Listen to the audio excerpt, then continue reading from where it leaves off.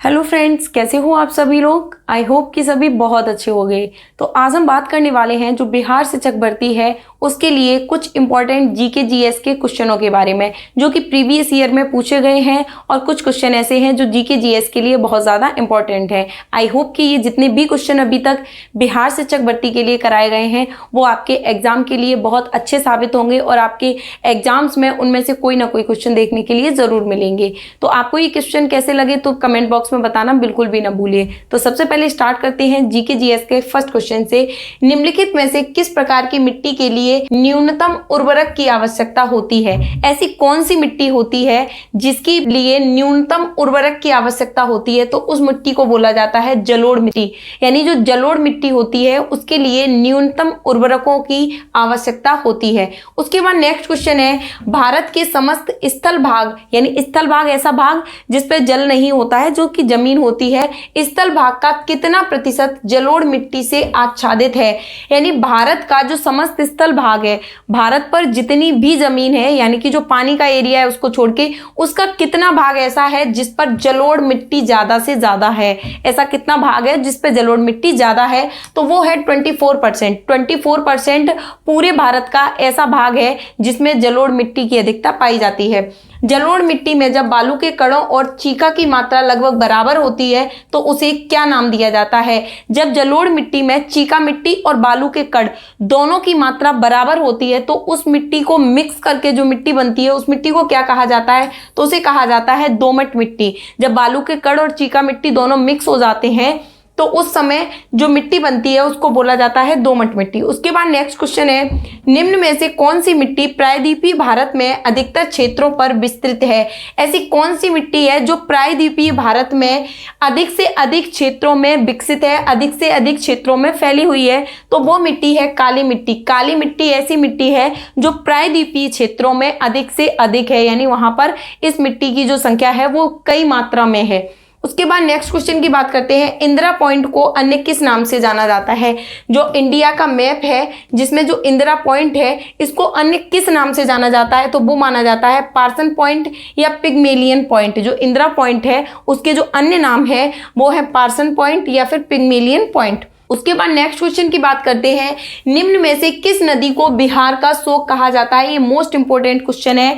ऐसी कौन सी नदी है जिसे बिहार का शोक कहा जाता है? तो उस नदी का नाम है कोसी नदी। कोसी नदी को बिहार का शोक कहा जाता है। उसके बाद है, वर्ष 2006 के लगभग मध्य में निम्नलिखित हिमालय दर्रों में से कौन सा एक भारत और चीन के बीच व्यापार बढ़ाने के लिए पुनः खोला गया?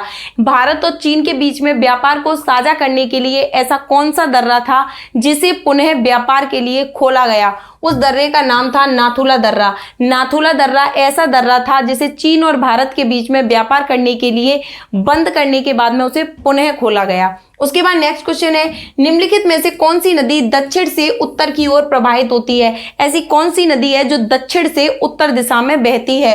तो वो नदी है बेतवा नदी। बेतवा नदी एक ऐसी नदी है जो दक्षिण से उत्तर की ओर प्रवाहित होती है। उसके बाद है, निम्नलिखित में से सिंधु नदी का उद्गम स्थल कौन सा है? सिंधु नदी का जो उद्गम स्थल है वो कौन सा है? सिंधु नदी कहाँ से उत्पन्न होती है? तो उसका जो उद्गम स्थल है वो है मानसरोवर। सिंधु नदी है मानसरोवर से उत्पन्न होती है। उसके बाद नेक्स्ट क्वेश्चन है, देश की सर्वाधिक क्षेत्रफल पर किस प्रकार के वन पाए जाते हैं? यानी जो हमारा देश है, भारत है, वहां के जो सबसे ज्यादा क्षेत्रफल पर जो सबसे ज्यादा किस प्रकार के वन पाए जाते हैं? तो वो उष्णार्ध पतझड़ वन पाए जाते हैं। उष्णार्ध पतझड़ वन जो हमारा भारत है उसके क्षेत्रफल पर सबसे अधिक पाए जाते हैं।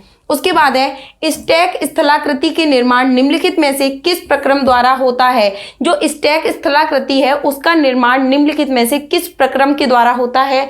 तो वो होता है सागरीय लहरों के द्वारा। जब सागरीय लहरें ऊपर नीचे करके उठती हैं तो स्टैक स्थलाकृति का निर्माण हो जाता है। जब सागर की लहरों से कहीं की मिट्टी कटती है, कहीं की जुड़ती है, तो इस प्रकार से जो स्टैक स्थलाकृति है वो एक प्रकार से अपना आकार ले लेती है। उसके बाद है शीतल शीतोष्ण प्रदेशों में लकड़ी काटना एक महत्वपूर्ण व्यवसाय है। जो शीतोष्ण शीतल प्रदेश है वहां पर जो लकड़ी काटना है वहां का एक महत्वपूर्ण व्यवसाय है। ऐसा क्यों है?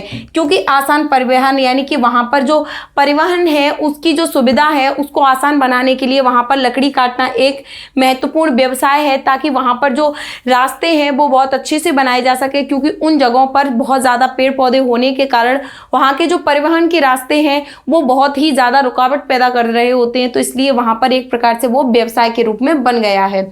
उसके बाद है चलवासी पशुचारण किन क्षेत्रों में है? जो चलवासी पशुचारण है वो किन क्षेत्रों में है? तो वो है मौसमी शुष्क क्षेत्रों में चलवासी पशुचारण है।